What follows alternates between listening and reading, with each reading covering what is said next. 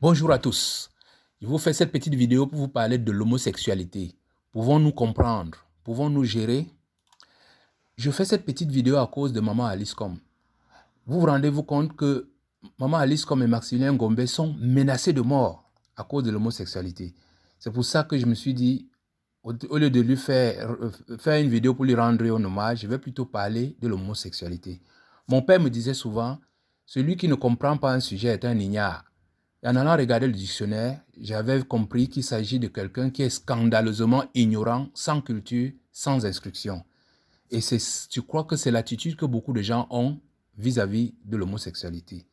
Et quand je m'étais plaint que c'était une insulte, il m'avait dit, c'est pas une insulte, c'est la description de ce que tu es par rapport à ce sujet. Et il ajoutait, le président de la République nous a créé un laxisme, une immoralité, une dictature, une guerre, une pauvreté. Ce n'est pas ce qu'il nous avait promis. Donc, il est un menteur. Et ce n'est pas une insulte. Donc, en 2009, quand j'avais appris qu'un ami était un homosexuel, j'étais tellement sous le choc que j'ai demandé bêtement, mais quand est-ce que c'est arrivé? Comme si c'était un accident. Donc, franchement, ce que je partage avec vous est le fruit des recherches et des pensées que j'avais faites lorsque j'avais appris que cet ami était homosexuel. Et j'avais retenu deux choses. Que pour parler d'un sujet, il faut d'abord essayer de le comprendre. Et pour avoir un avis sur ce sujet, il faut être affecté vraiment dans le cercle familial ou amical le plus proche. Donc, après une définition de l'homosexualité et les facteurs qui l'encadrent, je vais vous montrer, je vais discuter avec vous comment on peut gérer l'homosexualité. À tout sujet sensible, mise en garde. Cette vidéo n'est pas un encouragement à l'homosexualité ou bien un encouragement au traumatisme des homosexuels. C'est une vidéo qui fait une analyse du phénomène sur le plan pratique, dans l'espoir que ça peut apaiser les tensions et susciter des précautions à prendre. Un homosexuel, l'homosexualité, c'est quand une femme va avec une femme ou quand un homme va avec un homme. Ce qui est concret à l'hétérosexualité, qui est quand l'homme va avec la femme, ce qu'on appelle, entre guillemets, normal. Mais l'homosexualité n'est pas, comment dire, c'est pas un état, c'est une dynamique. En fait, quand vous voyez un homme et une femme, il y a en ces personnes un peu de masculinité et de féminité. Le problème, c'est quand il y a plus de masculinité chez une femme ou plus de féminité chez un homme. C'est pour ça qu'on parle de dualité. C'est les Asiatiques qui savent bien exprimer cela, le yin et le yang. Autrement dit, quand vous voyez, je vous montre les deux images. Cet homme-là, ce bel homme est l'épouse d'un monsieur. Et cette grande actrice connue est l'époux d'une dame. En fait, l'homosexualité est une dynamique qui dépend de beaucoup de facteurs. Et je vous ai énuméré ici ces facteurs-là, du bagage génétique jusqu'à la société dans laquelle nous vivons. Essayons d'aborder les facteurs qui encadrent l'homosexualité. D'abord, le facteur génétique. Tout embryon est influencé par les hormones et toutes les substances que produit sa mère. Donc, sa maman, dans sa situation de stress, va générer des hormones et des systèmes immunologiques qui vont affecter la tendance sexuelle de l'enfant. C'est pour ça qu'on parle de caractère inné. Mais en fait, c'est une dynamique. C'est une dynamique. Donc, quel qu'en soit votre bagage, si vous êtes dans une société bien structurée, vous allez finir par dépasser je sais pas comment dire, vos équilibres génétiques et vous fondre dans la masse comme tous les autres. C'est ce qui se passe dans beaucoup de sociétés africaines. Mais si vous êtes dans une société occidentale où toutes ces choses sont présentées à la télé, au théâtre et tout, ça peut exacerber votre caractère homosexuel. Et enfin, en troisième position, il y a les facteurs environnementaux. Je vous ai mis sur ce schéma les facteurs qui affectent la santé humaine, y compris les équilibres hormonaux et le comportement sexuel. Mes amis, vous ne pouvez pas mettre des habits synthétiques, respirer des tuyaux d'échappement, boire des colorants et des arômes synthétiques dans des bouteilles en plastique, manger des viandes, poissons et poulets pleins d'hormones, arrosé d'un whisky radioactif venu de France, et tout cela dans une pollution sonore, visuelle et lumineuse, et espérer que cela n'aura pas de conséquences sur les perturbations endocrinales, hormonales et même génétiques. Non, c'est une illusion. C'est pour ça que j'aime souvent dire que l'homosexualité, c'est une fonction de modernité et du stress urbain. Et d'ailleurs, si vous regardez dans l'histoire, seuls les mégalopoles ont présenté l'homosexualité. Sodome et Gomorrhe dans l'ancienne Jordanie, c'était des mégalopoles. Athènes, dans l'Antiquité, c'était une mégalopole. San Francisco, aujourd'hui, qui est la ville où il y a le plus fort taux d'homosexuels, ce sont des mégalopoles. Donc, après les facteurs environnementaux qui sont les plus prépondérants, il y a la première expérience sexuelle qui est en fait le plus déterminant. Un tiers des adolescents ont connu leur première expérience sexuelle d'une manière forcée. Et 90% de ces adolescents vont garder une pratique sexuelle équivalente à leur première expérience sexuelle. Ça vous dit que la première expérience sexuelle est très importante. Que vous soyez hétéro, gay, bisexuel, cette première expérience vous marque le cerveau. Et pensez toujours à cette image de ces tortues et de ces saumons qui parcourent des milliers de kilomètres pour revenir à leur lieu de naissance pour procréer. C'est un marquage qui indélébile. Le cinquième aspect, c'est la société dans laquelle on évolue. Selon la société dans laquelle on évolue, la tendance à exprimer ou à pratiquer son homosexualité sera plus ou moins grande. Il est évident que si vous le pratiquez en Iran, vous serez pendu, alors que dans les capitales européennes, vous pouvez les pratiquer en toute tranquillité. Mais il ne faut pas aussi éliminer la liberté et l'ego. Donc il y a des gens qui expriment leur liberté, il y a d'autres qui ont tellement d'ego qui peuvent être homosexuels le lundi, bisexuels le mardi et le mercredi, ils sont, je ne sais pas, bref. Donc, c'est tous ces éléments-là qui font que l'homosexualité s'exprime de plus en plus dans nos sociétés. Donc, c'est une dynamique. Alors, pourquoi seuls les hémos sont attaqués dans cette histoire? C'est parce qu'ils présentent des caractéristiques qui sont concrètes aux conceptions judéo-chrétiennes. Par exemple, on dit que l'homosexualité est contre nature, mais ce n'est pas vrai.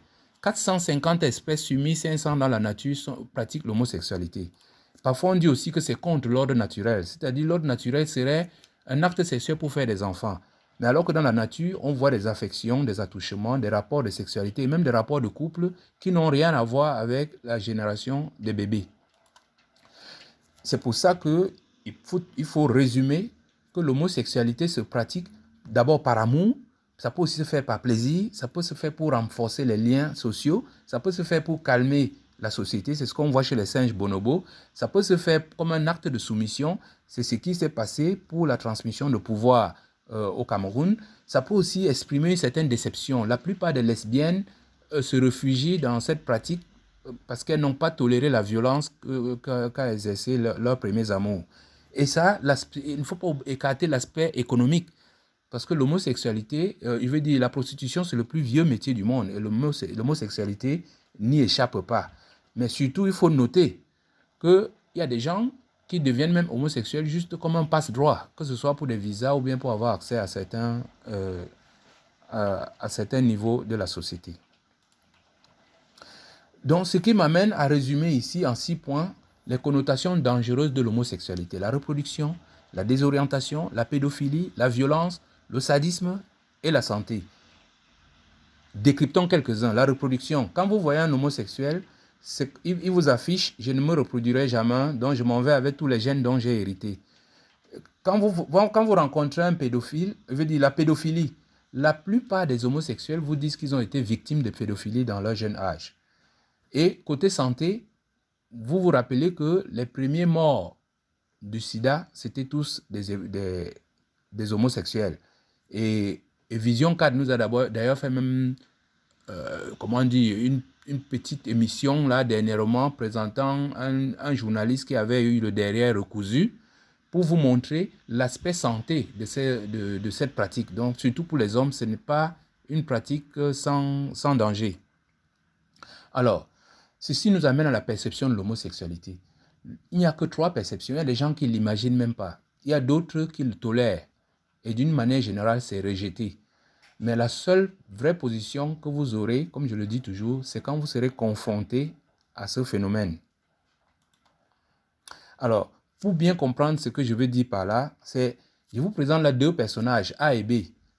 A est affectueux, ne vole pas, ne tue pas, il est travailleur, il est responsable. Le B est brutal, voleur, criminel, paresseux et irresponsable. Maintenant, qui choisissez-vous? Vous allez me dire le A. Mais si je vous dis que le A est homosexuel, vous n'allez pas changer votre choix. Et si en plus je vous dis que le A c'est Shakiro et que le B c'est un certain F Ndongo, vous ne changerez pas votre choix. Autrement dit, si vous aimez une bonne personne et vous apprenez qu'il est homosexuel, je ne crois pas que ça va beaucoup changer votre affection vis-à-vis de cette personne. Pouvons-nous combattre l'homosexualité? Ma réponse c'est oui, à condition de bien comprendre tous ces facteurs qui affectent l'homosexualité. Le mot combattre ici, donc il faut l'entendre par gérer. On peut gérer l'homosexualité si on maîtrise ces différents facteurs. Et quand on analyse tous ces facteurs-là, on réalise que seule l'Afrique subsaharienne a encore les ressources pour minimiser l'avancée de l'homosexualité. On ne peut pas la stopper, mais on peut développer une société qui intègre la nature au point de ne pas nous faire perdre ses caractères résistants vis-à-vis de ces déformations. Pouvons-nous la combattre par la violence? Et ça, c'est une question très importante. Et je vous le dis tout de suite, non. Car si la violence pouvait résoudre l'homosexualité, les Européens auraient résolu ce problème. Car je vous dis, les homosexuels ont subi les pires barbaries que peut connaître un être humain. Et vous connaissez les Blancs, quand il s'agit d'infliger des peines à leurs semblables. Ces gens-là, ils deviennent des démons. Ils n'ont pas pu le résoudre par la violence. Aujourd'hui, les homosexuels peuvent même se marier dans ces pays-là. J'aime souvent aussi prendre un autre exemple pour illustrer le fait que combattre par la violence ne résout pas le problème. Regardez la traversée de la Méditerranée. Vous avez des Africains qui meurent, on repêche leur corps, on vient mettre devant les autres Africains qui sont prêts à traverser. Et la même nuit, ils s'en vont. Parce que le problème, ce n'est pas une natation dans la Méditerranée. Le problème, c'est qu'ils sont en train de fuir une condition. Si on veut résoudre ce problème, il faut aller à la racine et résoudre le problème et non venir s'acharner sur les conséquences. Cela m'amène donc aux recommandations. Donc, en attendant la fin des ignares, j'exprime ici ma sympathie aux homosexuels pour leur dire qu'ils ne sont pas des monstres, ils ne sont pas des anormaux, mais il faut qu'ils soient conscients que dans certaines sociétés, cette pratique n'est même pas imaginable et que cette situation n'est pas comprise par tous. Ils doivent donc s'adapter à la société dans laquelle ils vivent. Et rappelez-vous, pour vivre heureux, vivez cachés. Donc c'est une assertion qui marche aussi bien pour les homosexuels. Et pour terminer, je vais faire vraiment un clin d'œil à Maman Alice parce que je vais vraiment faire une vidéo sur elle pour lui témoigner notre soutien, pour lui témoigner notre reconnaissance pour tout ce qu'elle a fait pour nous depuis sa tendre jeunesse. Maman Alice, comme explique très bien, que ce n'est pas l'apparence qui est punie. Ce qui est puni, c'est l'acte homosexuel entre deux personnes de même sexe. Autrement dit, à moins que les homosexuels se jettent dans la rue pour copuler comme des chiens, il n'y a pas moyen de prouver qu'ils sont homosexuels sans violer leur vie privée. Or, l'ancien président camerounais, Paul Biya, avait lui-même dit qu'il faut respecter le droit à la vie privée d'autrui. Et il le disait pour protéger les rosicruciens, les francs-maçons et tous ces ministres-là qui étaient pointés du doigt parce qu'ils sautaient sur nos enfants comme des sauvages. Donc je vous le dis une fois de plus, il faut comprendre ce sujet avant de le condamner. On ne vous dit pas de l'accepter, on ne vous dit pas de le rejeter, mais on vous dit il ne faut pas condamner les gens sans comprendre ce qui se passe. Et notre soutien à Maman Alice, comme dans sa démarche, est à 100%. Quand elle défend les hétérosexuels, on ne l'accuse pas. Quand elle défend les bisexuels, on ne l'accuse pas. Mais pourquoi l'accuser seulement quand elle défend les homosexuels? Vous allez me dire, oui, elle défend tous les LGBT. Mais je vous ai dit, Maman Alice comme ne fait pas la promotion des LGBT. Elle défend tous ces enfants-là qui sont abandonnés sur la route comme des épaves. Et ça, elle ne peut pas le supporter. Ce sera l'objet de ma prochaine vidéo. Merci de m'avoir écouté. Partagez.